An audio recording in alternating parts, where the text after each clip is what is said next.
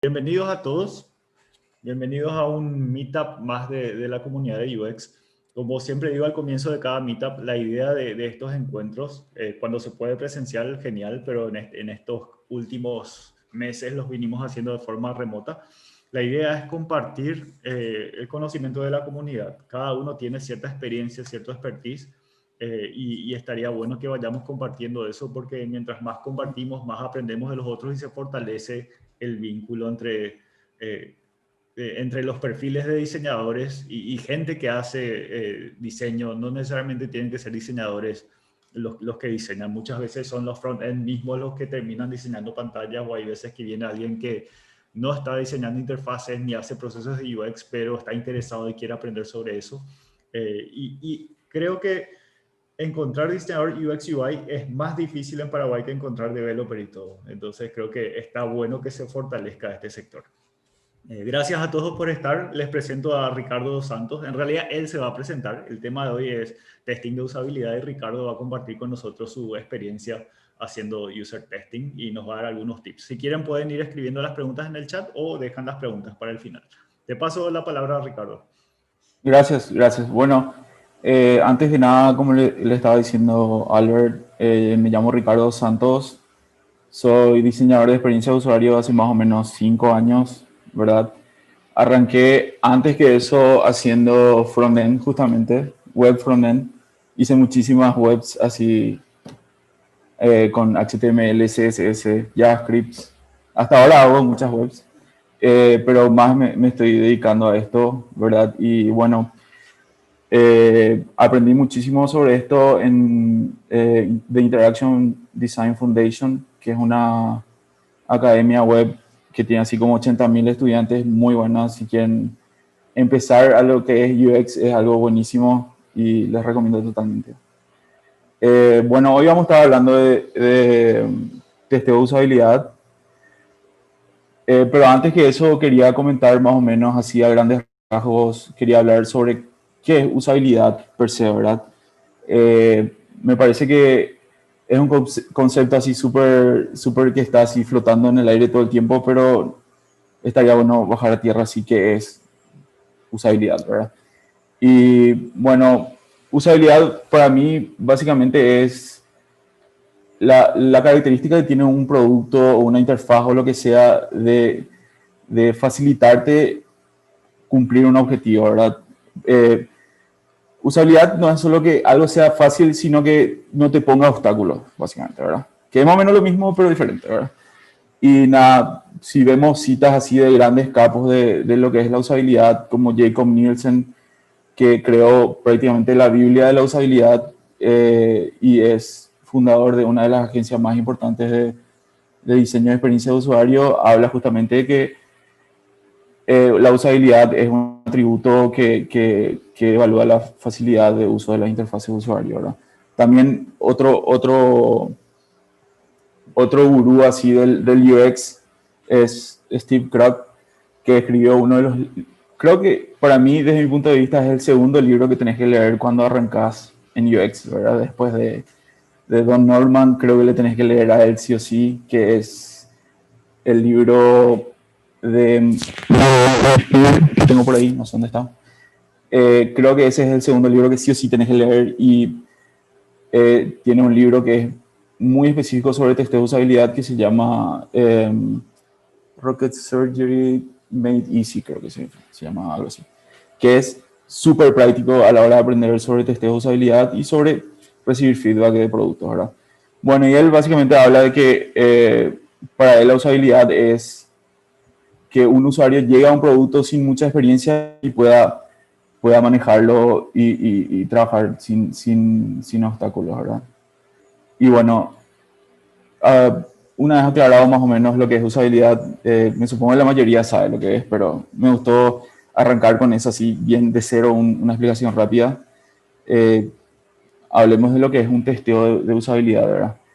Para mí un testeo de usabilidad es uno de los procesos más importantes a la hora de recibir, es el proceso básicamente más importante a la hora de recibir feedback de usuarios reales en una idea, ¿verdad? En un producto.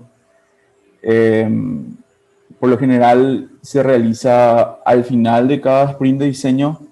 Y si no estás trabajando en un sprint de diseño, bueno, puedes usar en tu proceso de research, puedes usar en cualquier momento. Por lo general, una muy buena práctica también, y esto es más o menos un tip, cuando estás haciendo research y estás comenzando a crear tu producto, está bueno hacer un par de testeos de usabilidad de la competencia, por ejemplo, ¿verdad? Y no tiene nada de malo y no es nada ilegal, ¿verdad? Puedes probar la competencia y ver qué están fallando ellos, así tomas como ventaja, ¿verdad?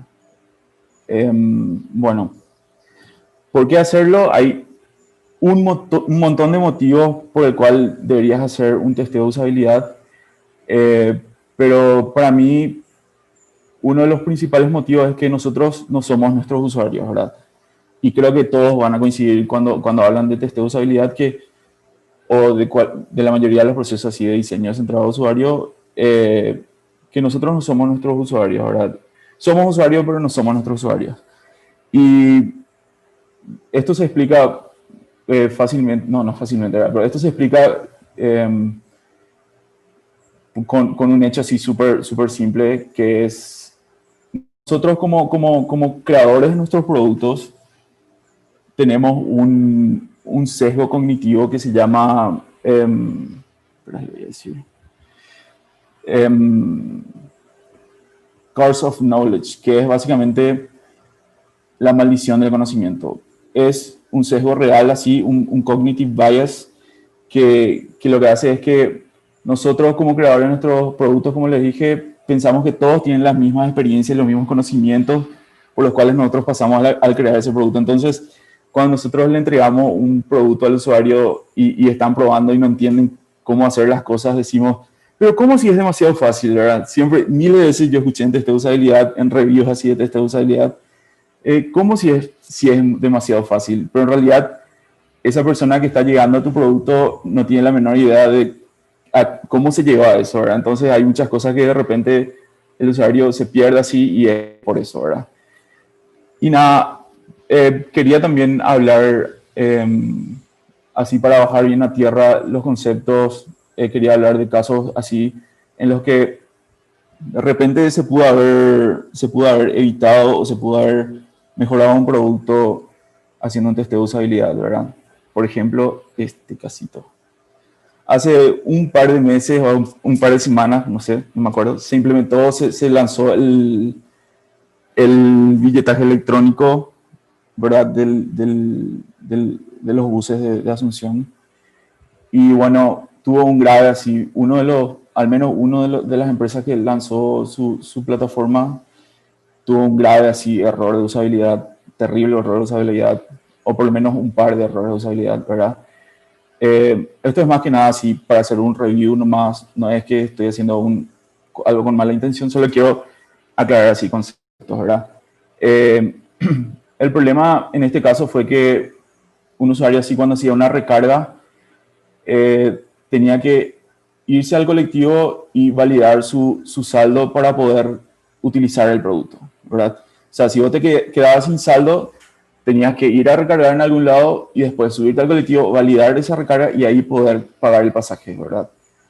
Y básicamente se creaba así un paso totalmente innecesario que era el de validar el saldo y cosa que se debería haber hecho a la hora de pagar, ¿verdad? Y ese es uno de los errores así crasos así de usabilidad y obviamente ese mismo problema conllevaba a que ponerle que estás un viernes así a las 6:15, llovió recién, el colectivo está así reventado y una fila enorme y vos tenés que estar haciendo 4 pasos para poder entrar al colectivo y crea una ansiedad así terrible, una frustración para todos de repente, ¿verdad?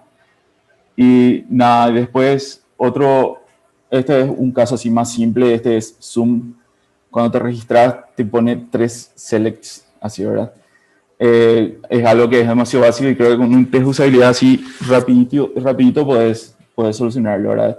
De repente, o sea, acá el problema es que yo, por ejemplo, mi fecha de nacimiento es el 26, ¿verdad? Tengo que hacer un mega scroll para encontrar mi fecha de nacimiento nomás, ¿verdad?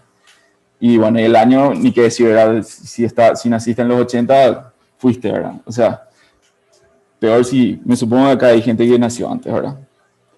Y nada, y eso por ejemplo es así, algo súper básico y que muchos productos grandes no escapan a este tipo de problemas, ¿verdad? Después puse también un ejemplo ficticio, que es el auto de Homero. No sé si conocen la historia del auto de Homero. Básicamente, Homero le encontró a su hermano y era un multimillonario de la época así, de las fábricas de autos de Detroit. Y bueno, y justamente ellos querían lanzar un auto así para el pueblo y por el pueblo y dijeron, y el hermano Homero dijo, bueno, le voy a preguntar las cosas, o sea, le voy a hacer de consultor a mi hermano, ¿verdad? Y bueno, y él usó así un superpoder, se aprovechó de ese poder y hizo cualquier cosa a su vehículo y jamás probaron con personas así reales, entonces terminó siendo este vehículo, ¿verdad? Esta cosa, supuestamente. Y bueno, como estaba mencionando recién, volviendo así a lo serio, cuando hacer testeo de usabilidad, normalmente se hace al final de un sprint, ¿verdad? De un design sprint al menos, en el cuarto o quinto día, dependiendo de qué versión. Ahí Albert les puede hablar años sobre eso porque es un capo, ¿verdad? Pero también se puede usar cuando estás trabajando en research o cuando no estás haciendo un proyecto con un sprint o estás haciendo un design, un diseño así centrado en el usuario sin usar sprints. Y nada, normalmente se hace, en esos casos, se recomienda hacer lo antes posible, ¿verdad? Porque, bueno, cuando más entras así en la calidad de tu producto, más te comprometes con él y aparte, o sea, hay algo que se llama, también es un bias, un cognitive bias que se llama eh, compromiso prematuro, ¿verdad? Que lo que hace es que cuando más laburas por un prototipo, más enganchado estás con él y después cuando te hacen un feedback así que tenés que volver muchísimo atrás, te cuesta muchísimo como diseñador o como creador del producto volver atrás o crear nuevas ideas por eso, ¿verdad? Porque ya estás muy comprometido con lo que hiciste, ¿verdad? Entonces, si estás en un sprint, por lo general se hace al final. Si no, se recomienda hacerlo lo antes posible en tu proceso de diseño de producto. Justamente puse acá una cita de Bill Mottridge, que es un capo, un referente en lo que es diseño, ¿verdad? Es el cofundador de IDEO, pero también él diseñó la primera laptop, por ejemplo, ¿verdad? Es un capísimo, ¿verdad? Y él justamente creo que en ese proceso del diseño de la primera laptop tiene así esta cita que es medio famosa que dice que los prototipos de baja fidelidad no son preciosos y por lo tanto invitan a la crítica honesta, ¿verdad? O sea, eh, justamente hay uno de los tips de los que voy a mencionar más adelante cuando estemos hablando del test per se, es decirle al usuario que no te va a herir los sentimientos si te dice cosas muy feas de tu producto, ¿verdad? Porque eso es lo que realmente sirve, ¿verdad? Y bueno, eso va por ahí también, ¿verdad? Va por ahí, va por recibir la honestidad del usuario también por un lado, ¿verdad? Entonces, si no estás haciendo un sprint y si estás haciendo un prototipo en base a un research así más largo y todas esas cosas, conviene hacerlo el test lo antes posible, ¿verdad? Bueno, ahora quiero mencionar así a grandes rasgos cómo hacerlo, ¿verdad? Cómo hacer un test de usabilidad. De repente hay muchísimas formas, muchísimos métodos, pero en base a mi experiencia le voy a estar mencionando cómo a mí me funcionó súper bien, ¿verdad? Yo eh, separé el proceso en 4 pasos principales, ¿verdad? Que es crear un plan de testeo, que si ponen plan de testeo de usabilidad en Google, le va a salir miles, ¿verdad?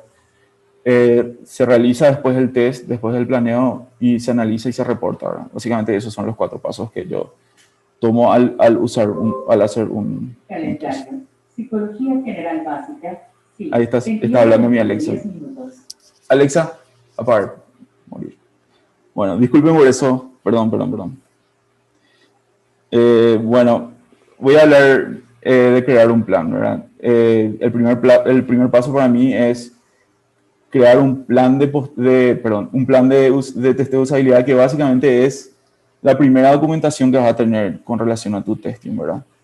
Y por lo general, en ese documento se detallan cosas como, por ejemplo, el objetivo de tu test, las tareas que vas a tener, porque el test es básicamente darle tareas al usuario para que pruebe el prototipo, ¿verdad? O el producto, lo que sea. La ubicación o dónde va a hacer el test. Hay varios tipos de test. Puedes hacer en la oficina, puedes hacer hay distintos tipos, ¿verdad? Puedes hacer un test guerrilla también, que es algo muy interesante. Si quieren investigar al respecto, es muy interesante, muy loco, ¿verdad? También en los recursos que vas a necesitar, porque este documento es un documento que vas a tener que entregar a tus superiores de repente, ¿verdad?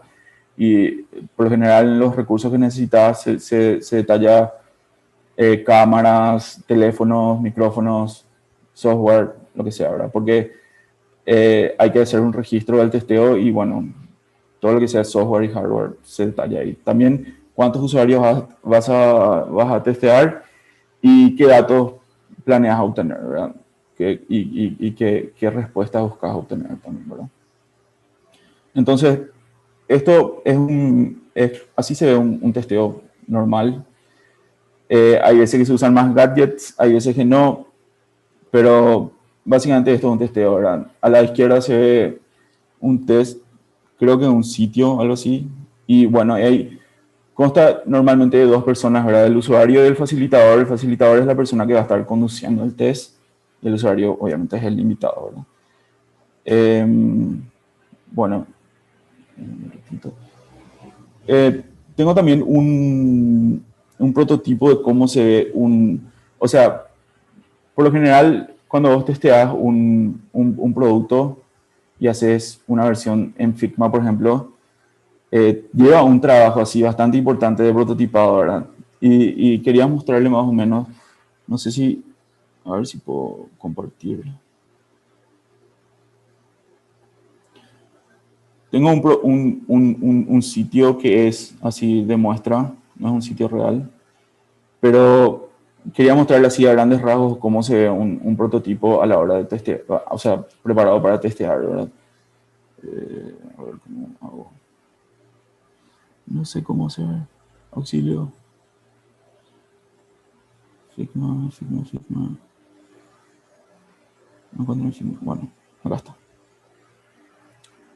¿Me confirman si se ve? Si me pueden confirmar, Sí, sería que... Ok. se ve, se ve.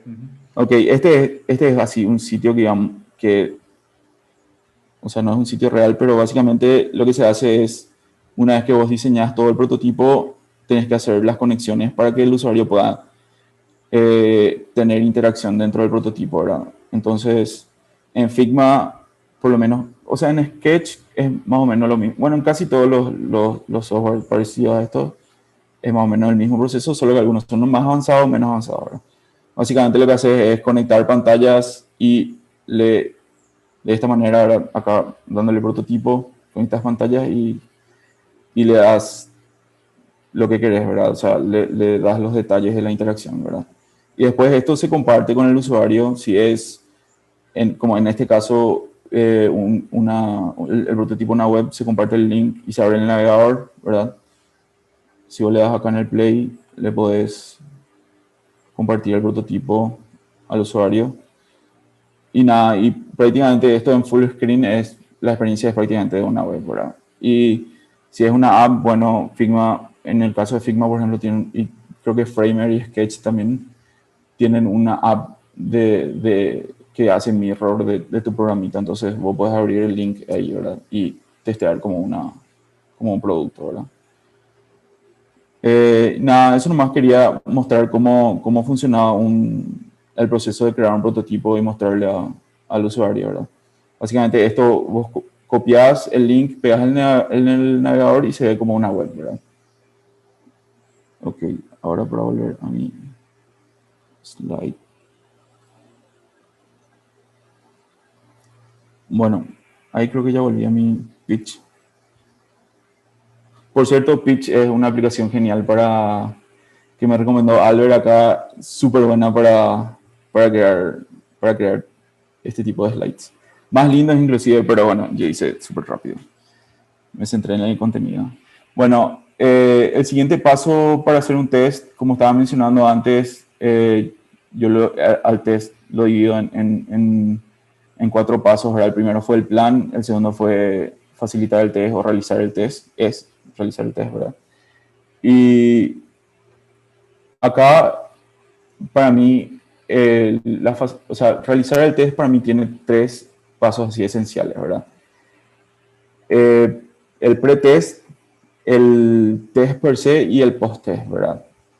Vos, cuando estás facilitando un test, lo que tenés que hacer es, antes que nada, con el pre-test, le tenés que recibir al usuario, hacerle sentir lo más cómodo posible, dependiendo de las costumbres de cada lugar. Le puedes invitar algo para tomar, o sea, agua, lo que sea, café, ¿verdad? Lo haces sentir cómodo, le conversas, le hablas. Normalmente en el pretest se habla con el usuario, se le pregunta, se le vuelve a explicar cuál va a ser el proceso en el que va a estar involucrado él a la hora de testear el producto, ¿verdad? Se le menciona, se le pide permiso. Esto también es súper importante, ¿verdad? Se le pide permiso para poder grabar, ¿verdad? Porque normalmente no puedes estar grabando contenido o su imagen o lo que sea del usuario sin tener su consentimiento, ¿verdad? Normalmente, inclusive en algunos casos, se le hace firmar un documento sobre eso, ¿verdad? Y bueno, una vez que después de unos 10 minutos de conversación, ¿verdad? Todo esto, esta etapa de pretest es básicamente para que el usuario se sienta cómodo contigo como facilitador del test y pueda entrar en confianza y pueda decirte las cosas sin tener vergüenza y todas esas cosas, más en muchos casos acá para nosotros que a veces nos cuesta mucho interactuar así, ¿verdad? El famoso Cuba, ¿verdad? De repente. Y bueno, y nada, normalmente cuando se le pide permiso al usuario para grabarle, se le explica que va a ser algo confidencial, que va a ser exclusivamente para el uso del team de UX y que eso no se va a publicar nunca jamás en la vida, ¿verdad? Y otro punto así súper importante que hay que tener en cuenta a la hora del pretest es decirle al usuario que lo que se está testeando en sí es el producto, no al usuario, ¿verdad? Que no hay respuestas así incorrectas, sino cuando más claro o cuando más directo es el usuario contigo, mejor las críticas son las que así hacen que el producto mejore y inclusive muchos recomiendan. Creo que en el libro de Sprint justamente Albert me va a corroborar si es que se acuerda, pero en el libro de Sprint creo que recomiendan que vos digas como facilitador que vos no diseñaste el producto para que aunque hayas diseñado, decís, no, yo no diseñé el producto, así que no puedes herir mis sentimientos, decir lo que quieras, destruirle si querés, pero necesito saber así que está mal, ¿verdad? Y nada, después de unos minutos así de conversación, se pasa a lo que es el test, ¿verdad? El actual test, ¿verdad? En el test, lo que se hace es mostrarle el prototipo al usuario, puede ser no necesariamente puede ser un Figma así como les mostré o un archivo Sketch o lo que sea, puede ser un producto ya existente o lo que sea, ¿verdad? Esto no es así limitante, obviamente. Y nada, antes que nada se le pide, y esto es así primordial, que si es que se puede, que piense en voz alta, ¿verdad? Es un método que se llama Think Out Loud, ¿verdad? Disculpen mi inglés si es horrible, pero básicamente lo que se le pide es que digan, bueno, voy a entrar acá porque pienso que acá va a estar lo que estoy buscando, o cosas así, ¿verdad? Y durante el test es normal hacerle preguntas al usuario, ¿verdad? Pero no interferir en sus tareas, ¿verdad? Durante el test se le da al usuario una cierta cantidad de tareas, dependiendo de las que planeaste, ¿verdad? Para probar cada funcionalidad de tu producto, ¿verdad? Y normalmente se le da cada vez que termina una de las tareas. O sea, yo te doy ahora una tarea, haces esto, cumple la tarea sí o no, pasa a la siguiente tarea, ¿verdad? Y normalmente la primera tarea, por ejemplo, si le vas a dar 8 tareas al usuario, ¿verdad? La primera tarea es la más fácil de todas porque el usuario necesita sentirse cómodo en el producto antes de estar haciendo cosas así muy locas, ¿verdad? Entonces, se le da una tarea súper fácil y a medida que vas avanzando con las tareas, vas también haciéndolas más difíciles, ¿verdad? Por lo general, se espera hasta la mitad para poner la tarea así súper difícil o que te parece que tiene así mayor carga cognitiva por ahí. ¿Y por qué hasta la mitad? Porque de repente al final del test ya el usuario llega medio cansado y ya le cuesta más inclusive, ¿verdad? Entonces se espera hasta la mitad para darle la tarea más difícil y después se va otra vez bajando así de dificultad, ¿verdad?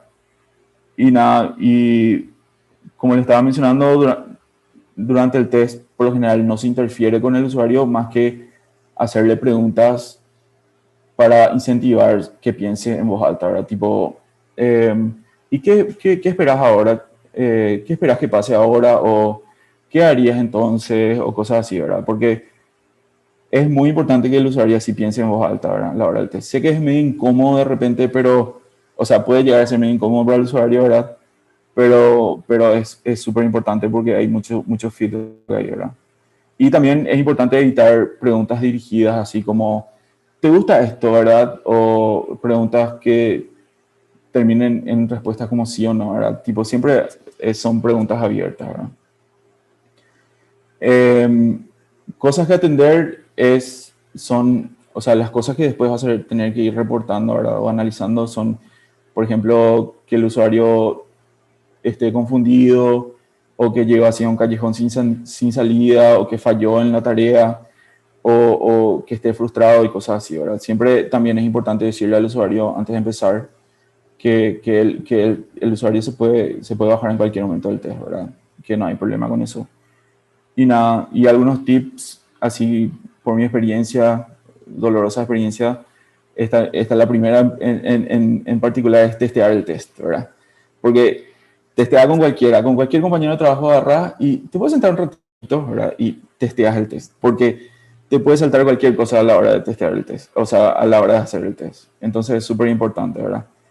Y siempre verificar, eso también implica verificar el hardware, ¿verdad? Y otro tip es que hay que dejarle al usuario que se complique, ¿verdad? Hay que dejarle que se tranque ahí con tu producto, ¿verdad?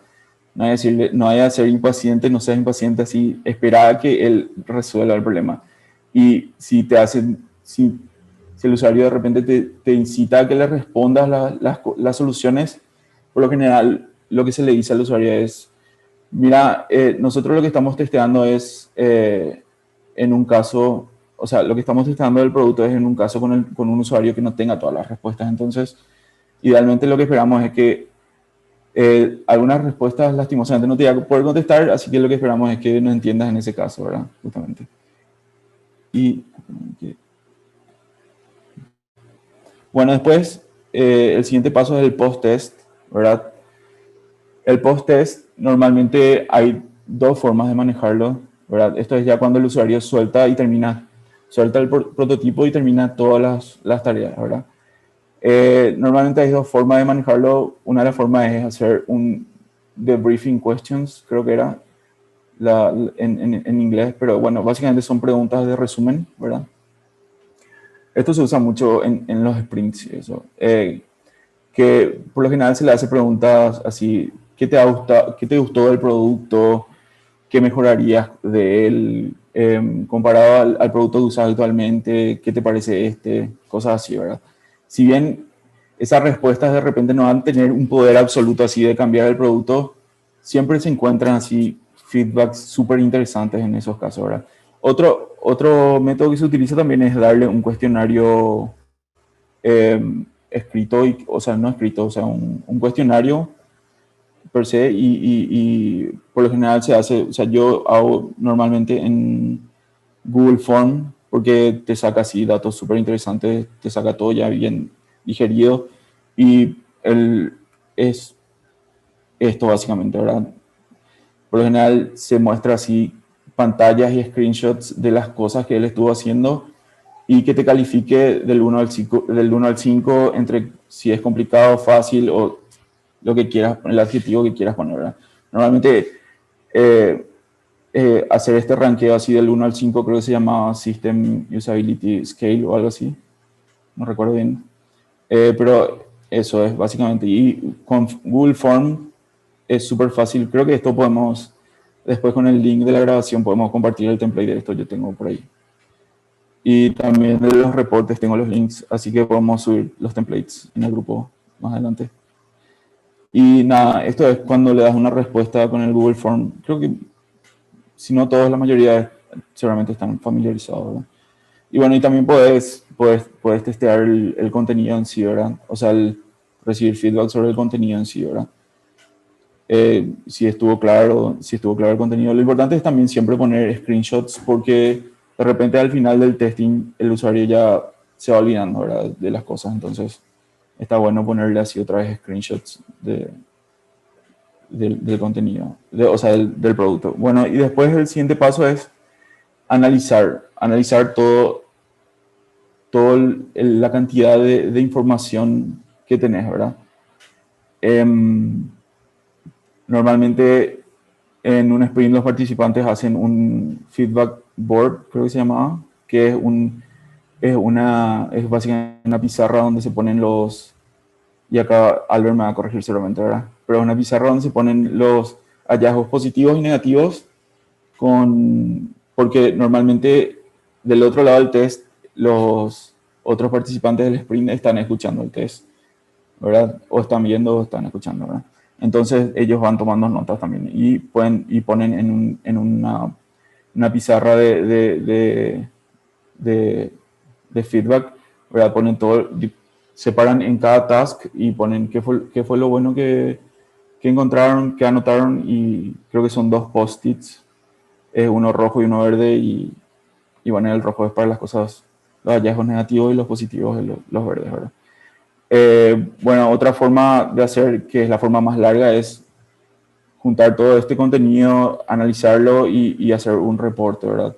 Por lo general, a la hora de reportar el, el análisis del contenido, lo que se reporta es la cantidad de usuarios que lograron cumplir las tareas, los errores por tareas, porque por lo general, o sea, no siempre los usuarios van a cumplir la tarea que le das, ¿verdad? Hay veces que se van a perder y bueno, ¿qué se va a hacer, verdad? Y bueno, los errores por tag, básicamente los errores es cuando el usuario toma un error por tag, es básicamente cuando un usuario toma una decisión y no es la correcta, ¿verdad? O sea, por ejemplo, si es un caso así de navegación, dice, bueno, acá voy a encontrar esto, ¿verdad?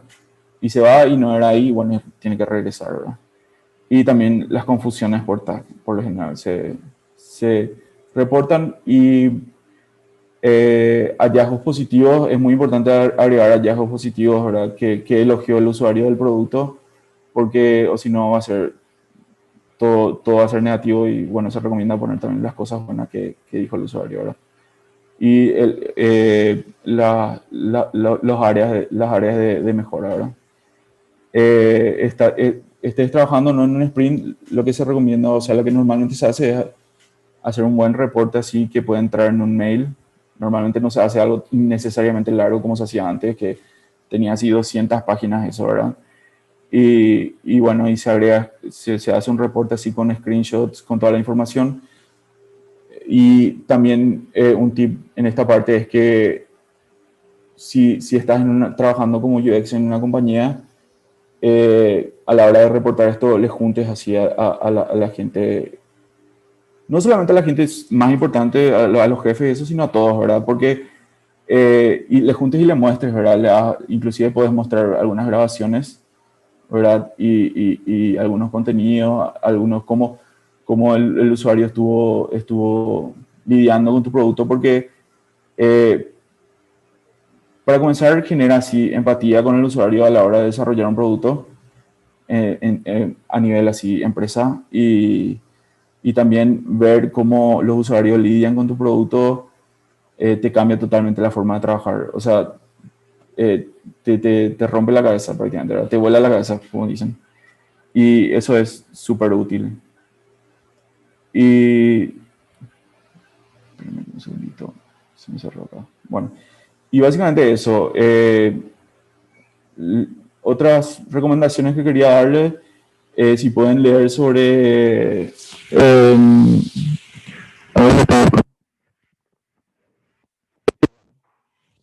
este libro es genial, es Usability Engineering de Jacob Nielsen. Habla muchísimo sobre usabilidad y sobre testeos, obviamente. Y también Rocket Surgery Made Easy de Steve Krug, creo que tengo acá. Este señor, este libro. Y Don't Make Me Think. No, este es Don't Make Me Think. Y eso. Y nada. A ver. No sé si ahora tienen algunas dudas. Podemos leer. Tengo cerrado. Creo que podemos abrir el espacio a preguntas. Sí, totalmente. Sí, no hubo ninguna pregunta todavía, entonces ahora pueden escribir en el chat o voy a habilitar para que el que quiera... Pasarle el micrófono. Sí, eso voy a hacer. Cualquiera puede desmutearse y hablar si quieren, entonces mejor si hacen las preguntas hablando, si son un poquito más tímidos pueden escribir. Habilitamos todo y hacemos una feroz fiesta. Sí. Claro, la idea es que se sienta bien casual, bien mito. A ver, una pregunta ya, dice Félix. ¿Cómo seleccionamos los usuarios para el test?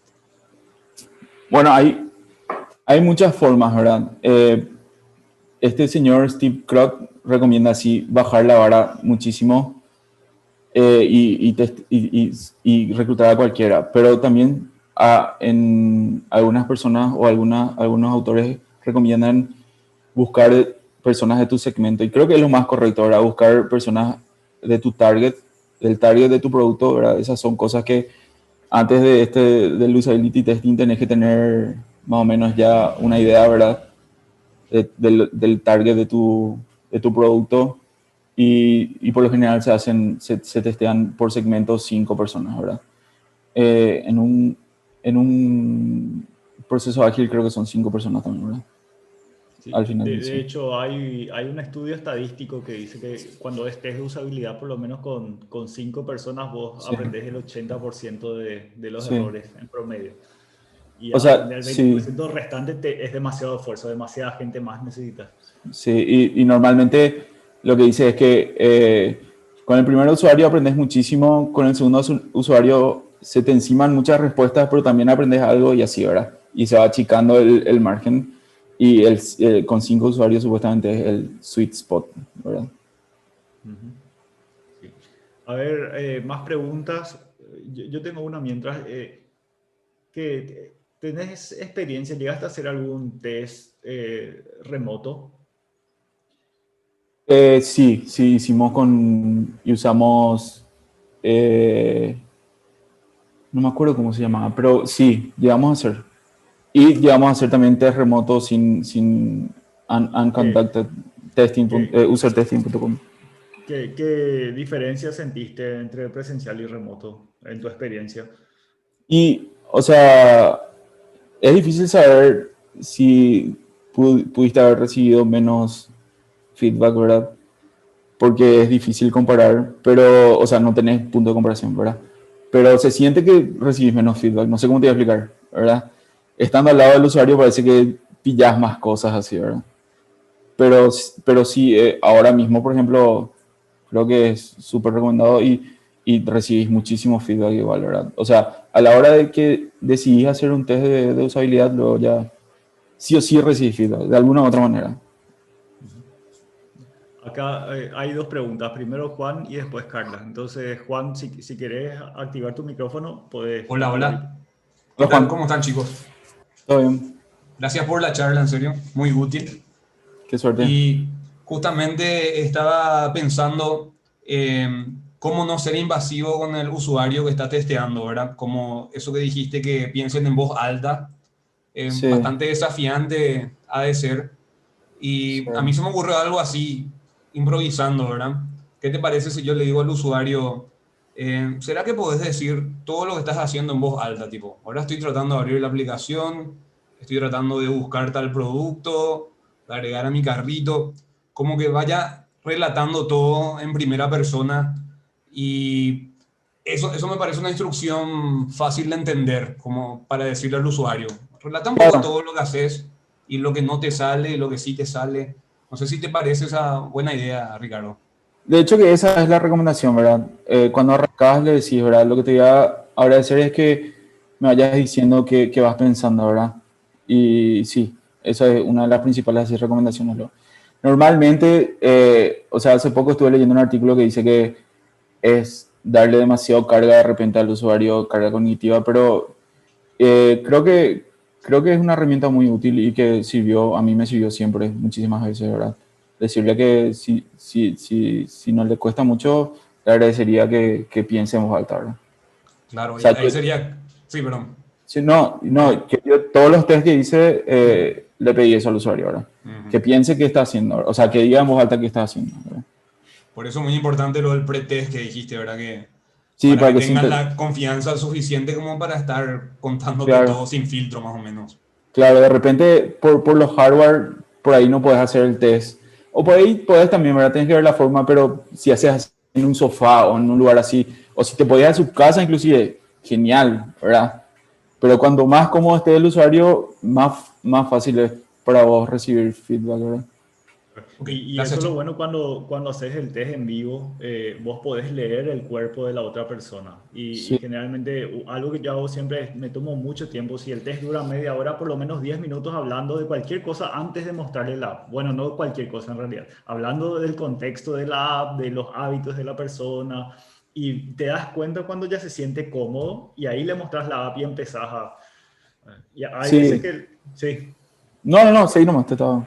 Bueno, y hay veces que te tocan usuarios más tímidos, entonces sí, también puedes hacerles preguntas y ¿qué estás pensando? ¿Qué estás entendiendo en cada pantalla? Eso Sí, acá puede somos Sí, ser. muy coba, como dijeron, ¿verdad? Ese es el sí, desafío. sí. Yo me veo que como usuario así de testeo voy a ser horrible, la verdad, porque soy súper cobarde. Así que, Pasamos a pues, la pregunta de Carla. sí, Gracias, Juan. No, a Hola, ustedes. ¿cómo están? No saben cómo me vino como anillo al dedo enterarme de esta charla, porque justo esta semana me dieron una tarea con respecto a una plataforma que es bastante extensa y compleja, que tiene dos tipos de usuarios. Tiene un tipo de usuario que son empresas y otro tipo de usuario que son personas que están buscando trabajo. La parte que está menos preparada es desde la perspectiva de la persona que busca trabajo. Pero esta plataforma tiene tantas áreas que mi pregunta es, ¿hasta cuántas tareas o hasta cuánto tiempo es recomendable que dure un testeo? ¿O es mejor quizás dividir en varias partes o hacer varias sesiones con los mismos 5 usuarios de cada target? Porque tengo la sensación de que puede llegar a ser muy agobiante si es que las tareas van desde la creación de tu cuenta en esa plataforma hasta poder cobrar y configurar tu cuenta bancaria para recibir el pago del servicio que diste. Es una plataforma para contratar freelancers. claro. Eh, para mí el test más largo que tuve creo que fueron así como 90 minutos, ¿verdad? Pero ya es así demasiado, ¿verdad? Normalmente se recomienda así entre 12 no sé, 12 tareas fue para mí así el sweet spot, así cuando ya está a punto de romperse el usuario prácticamente, ¿verdad? Pero no sé, depende también, normalmente se eligen las áreas de duda a la hora de hacer un testeo, así si es que hay demasiadas tareas, ¿verdad? Si vos tenés un producto que obviamente no vas a testear luego, si es un producto así gigante, no vas a testear todo, ¿verdad? Por lo general se priorizan las áreas donde vos tenés más dudas, ¿verdad? No sé si responde eso a tu pregunta. Sí, responde. Creo que significa que vamos a tener que hacer por partes porque hay un montón de dudas en todas partes, así que Ah, hay- ok, sí, tenés que, si estás trabajando con Sprint, tenés que hacer varias semanas de testing. Sí, algo muy bueno de preguntarse, antes de hacer un test, está bueno preguntarse qué quiero aprender con este test y hacer una priorización, porque si tenés demasiadas funcionalidades, bueno, ve cuál es la funcionalidad más importante Sí, y después otra vez si probar una funcionalidad con un usuario, con el siguiente otra y con otra otro y así sucesivamente. Yo no recomendaría tanto eso, sino decir, bueno, vamos a probar el onboarding, por ejemplo, y probar eso con los 5 primero, porque si no te vas a quedar con lo que te dice una sola persona y dejas el resto. Entonces, claro. hay que aprender y ahí primero, ¿sí? Sí, no, que justamente eso, ahora que tenés básicamente dos filtros ahí, ¿verdad? Tenés un filtro de importancia, ¿verdad? Las funciones así más importantes para vos o para tu producto, y un filtro en el que puedes filtrar las cosas que más dudas te generan, ¿verdad? Entonces, creo que ahí puedes recortar ya un poco, ¿verdad? De tu lista de tareas. Gracias. Bien. Bueno, gracias Carla. Ahora Félix dice, gracias, otra consulta. Dado un sprint, dada la experiencia, ¿cómo determinamos en qué punto realizamos un test al producto en desarrollo? ¿Cuándo es suficiente ya para testear? O sea, creo que si entendí bien es básicamente cuándo empezar a testear. Eh, Como mencioné, creo que depende de cómo estés trabajando, ¿verdad? Vos podés testear desde el principio cuando hiciste un sketch así un sketch, un dibujo en un papel, eso ya puedes ir testeando por lo menos con un par de personitas, ¿verdad? Con un par de personas, perdón. Y puedes seguir testeando a la larga que vas mejorando tu producto, ¿verdad? A medida que vas avanzando, testeas cosas constantemente. Normalmente se dedica así cada 15 días, o sea, en mi experiencia al menos cuando no trabajamos con sprints de diseño, se hacía así, cada 15 días un testeo, ¿verdad? Una ronda de testeo, ¿verdad? Entonces se hacían así testeos por mes, ya había una fecha por mes en el que se hacía testeo, ¿verdad? No es que se esperaba así un milestone, sino que sí o sí en esa fecha se testeaba lo que había, ¿verdad? Y creo que es una práctica así súper genial. Creo que es interesante meter ya así en el programa en el programa, sí, en tu programa así de trabajo, meter un test en el mes, ¿verdad? O dos por lo menos, ¿verdad? Sería genial. Sí, sí. Cuanto antes se testee, mejor. Un Mejor. error que yo veo mucho acá es que muchas veces se empieza a trabajar y se va a desarrollar directo ya una app. No se hace prototipo ni nada, sino que se va directo al desarrollo. Pero el error, un error súper común es que se espera la versión beta para testear. Y la versión beta ya es la app casi lista para lanzar. Y lo que estás esperando es, bueno, voy a lanzar mi versión beta, voy a testear con usuarios, todos me van a decir qué bueno y voy a lanzar. Y generalmente eso pasa todo lo contrario. Pero cuando ya estás en modo beta, ya hubo tanto esfuerzo de desarrollo que todo el equipo ya es reacio a recibir el feedback del usuario y Claro. se lanza nomás. Sí, justamente de eso estuve hablando antes, ¿verdad? Que hay algo que se llama también compromiso prematuro, ¿verdad? Que cuando así ya testeas algo que ya en lo que trabajaste demasiado, de repente te cuesta muchísimo volver atrás. Y no solo por eso, sino que de repente cuando vos comenzaste con un problema en tu diseño y llegaste ya a un proceso tan largo como es hacer el beta, ¿verdad? Ese problema ya ramificó y está muy metido ya en tu producto y es demasiado difícil corregir y hay veces que es imposible de arreglar también, ¿verdad? Entonces, eso, cuanto antes mejor, siempre. Rudy tiene una pregunta. A ver, te escuchamos, Rudy. Sí, no, lo que yo voy a preguntar nomás es, cuando si hacíamos el test en cada sprint, cada 15 días más o menos, normalmente es recomendable usar los mismos usuarios que ya estuvieron en los sprints anteriores, indiferente, o mejor ir cambiando cada tanto las personas que vamos usando para los tests. Según mi experiencia, nosotros vamos cambiando siempre, ¿verdad? De repente, creo que también es recomendable cambiar siempre. Normalmente se cambia siempre. No sé qué experiencia vos tenés sobre eso, Albert, pero para mí normalmente se cambia, se renueva. Sí, sí, estoy de acuerdo con eso, porque así como cuando vos estás mucho sobre un producto que estás haciendo, ya te acostumbras y te volvés ciego a los errores de usabilidad. Si probas siempre con la misma gente, ya van a estar muy acostumbrados al producto y ya se van Sí. a volver de alguna forma ciegos también. Ya, para no contaminarle ya con su Claro. experiencia. La idea es recibir así fresh eyes sobre tu producto, ¿verdad? Clarísimo, clarísimo. Sí. Bueno, gracias Rui. También, ahora mismo no veo más preguntas. Yo tengo no sé si es pregunta o qué, pero me parece buen punto destacar esto y voy a seguir leyendo después preguntas en el chat. Pero algo también, no sé cuál es tu experiencia ahí, Ricardo, que es interesante distinguir entre un test de usabilidad y un test de validación de un concepto. Muchas veces alguien tiene una idea y quiere saber si esa idea va a funcionar, pero piensa que tiene que hacer un test de usabilidad.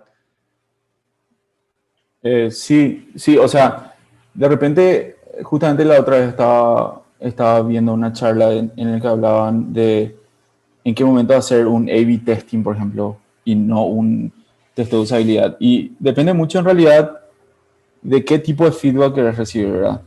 En un A/B testing, por ejemplo, recibís un feedback así muy cerrado, ¿verdad?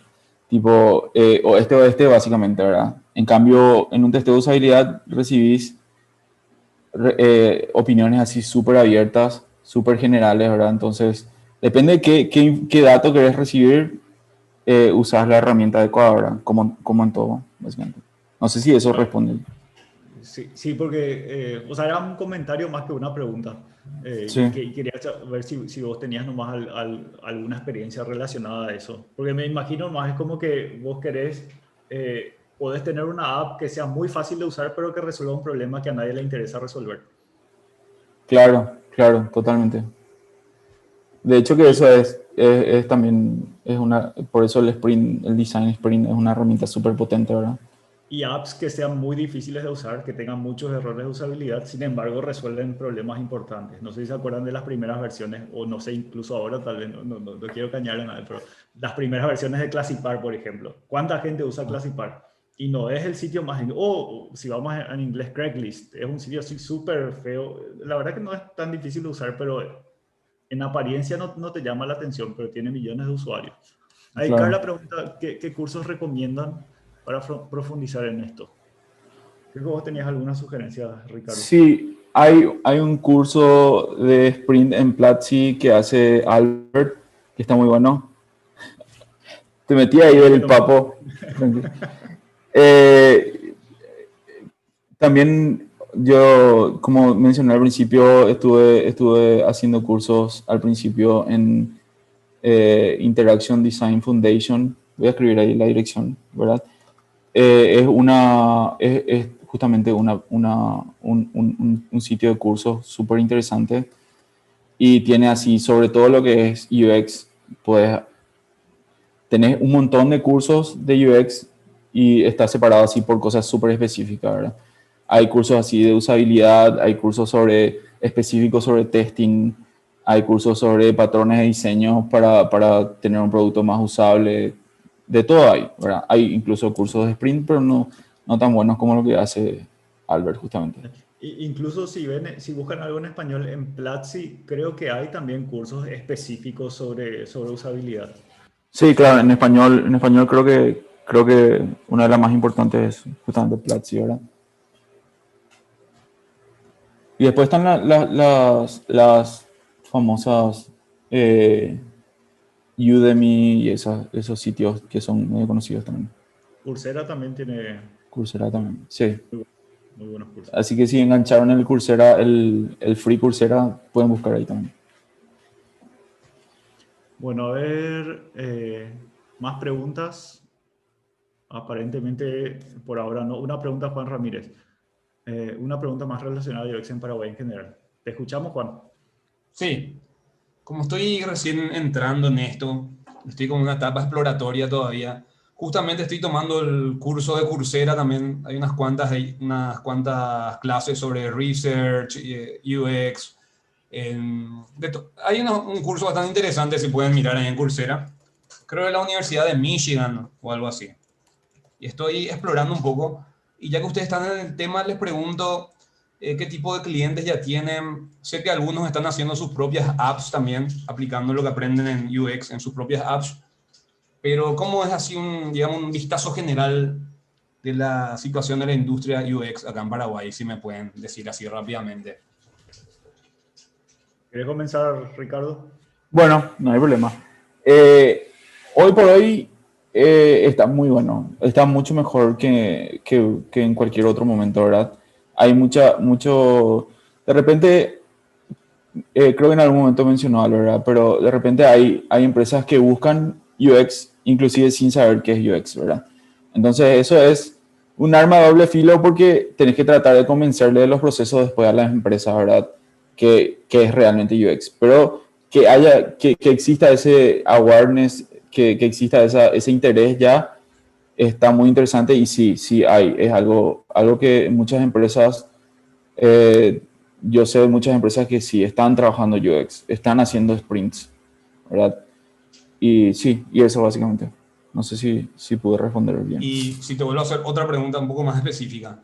Sí. Y yo como vengo del campo de la redacción y un poco del periodismo cultural, me estaba interesando especializarme en la parte de UX Writing, ¿verdad?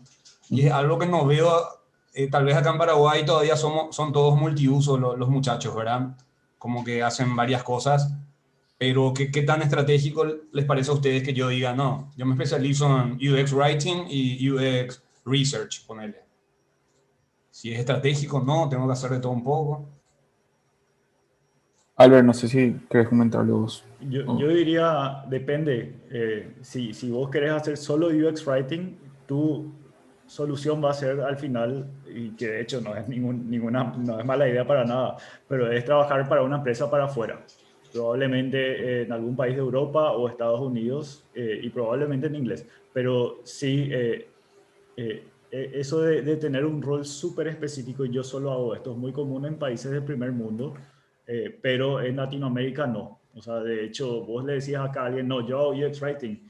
No, espera, ¿qué es eso? Primero te van a decir. Y segundo te van a decir, no, nosotros necesitamos a alguien, viste los posteos de anuncios, necesitamos un community manager que sepa diseñar, programar, usar Python, lavar el auto y no sé qué cosa. Más o menos Empleado así. pulpo. No, claro, no al mismo nivel, Mm. pero sí, en cierta forma muchas veces es una ventaja para los latinos que nosotros necesitamos aprender todo. O sea, una de las cosas que sí o sí tenés que hacer si sos diseñador, si estás en el mundo de UX, es por lo menos saber diseñar prototipos de interfaces. No hace falta que sean las interfaces súper lindas, pero eso es lo básico.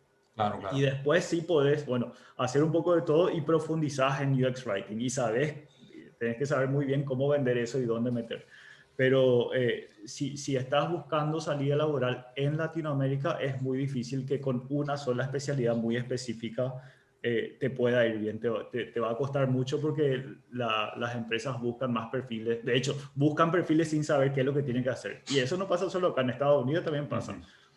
Que te dicen, bueno, necesitamos un diseñador UX, bienvenidos al equipo. ¿Y dónde está el equipo? Y vos sos, te dicen, más o menos. Entonces, sí, es un buen camino si es que vas a trabajar para afuera. Y eso. Ok, voy a ver cómo. Vamos a ver qué tal sale la apuesta entonces. Pero es muy bueno que vengan a UX de distintos perfiles. Muchas veces Ujú. se piensa que hay que ser o programador o diseñador. De hecho, todos los perfiles pueden decantar en UX y eso está muy bueno. Porque al final, un buen trabajo de proceso de UX es un trabajo de entender cómo quitar el know-how del entorno, más que no es que uno se encierra y sale creativamente a traer una solución.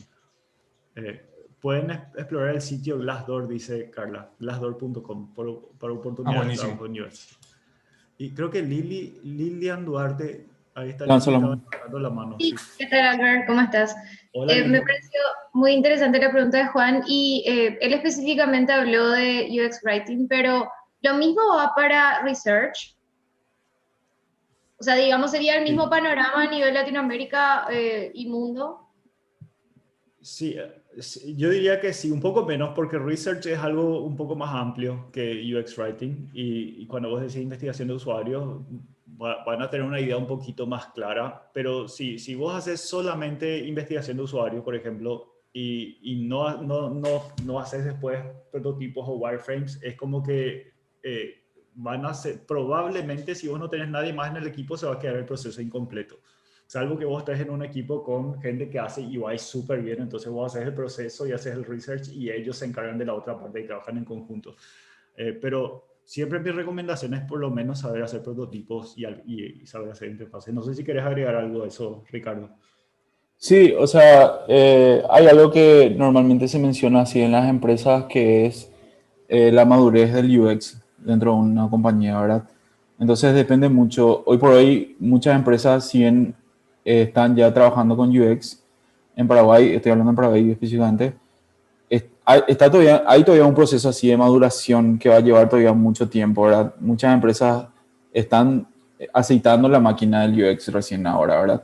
Entonces, por ahí más adelante, sí o sí, van a haber búsquedas así más específicas como UX Writing o solamente un researcher, que sería buenísimo que pase en algún momento, ¿verdad? Pero hoy por hoy, por ahí, como dice Albert, es muy probable que tengas que saber tirar el centro y cabecear también, ¿verdad? Para meter el gol. Pero de hecho en otros países como en México sé que hay empresas que se dedican, su fuerte es user research y venden ellos que, bueno, nosotros hacemos user research, pero obviamente no hacen solamente research, sino que te hacen la parte de decantar en una idea también y todo eso. Después te voy a pasar, no me acuerdo, Frog Design era una de ellas que está en México también. Dale, buenísimo, gracias. Bueno, gracias Lili. A ver, son las 19:36, las 7:36 ya. Creo que estamos bien de tiempo.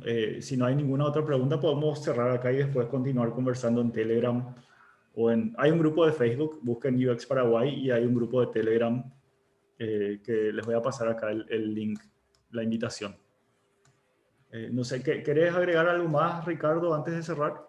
No, no, yo ya estoy, no sé si tienen alguna otra duda, estoy acá, pero no tengo nada Bueno, y más lo que agregar. último, no sé cómo buscar en Telegram, acá está. Agregar invitar. Una de las intenciones de esta comunidad de UX es no solamente compartir entre nosotros, sino que hay también un trabajo de evangelización que hacer todavía, porque es algo bastante nuevo todavía en Paraguay el tema de UX. Entonces hay que saber que no es, la mayoría piensa que UX es dibujar pantallas lindas y te llaman para que vos hagas una pantalla linda y al final necesitan muchísimas cosas más que solo eso. Ahí les paso el link de Telegram. A ver, Carla dice, hay muchas compañías de otros países contratando talentos sin importar el país. Exploren, hay muchísimas oportunidades. Eso es cierto. Lo mejor es trabajar desde Paraguay con costo de vida de Paraguay y cobrando de afuera. Creo que eso Totalmente. es algo que todo el mundo... Y hoy en día trabajar remoto, especialmente en el área de tecnología, es muy fácil, muy factible. Bueno, gracias a todos entonces por participar. Gracias Ricardo por tu tiempo y por preparar la charla y por compartir tu experiencia. Nos Cuando vemos quieran. probablemente en algún momento del mes que viene. O sí, la idea es, tratamos de hacer esto todos los meses. Entonces,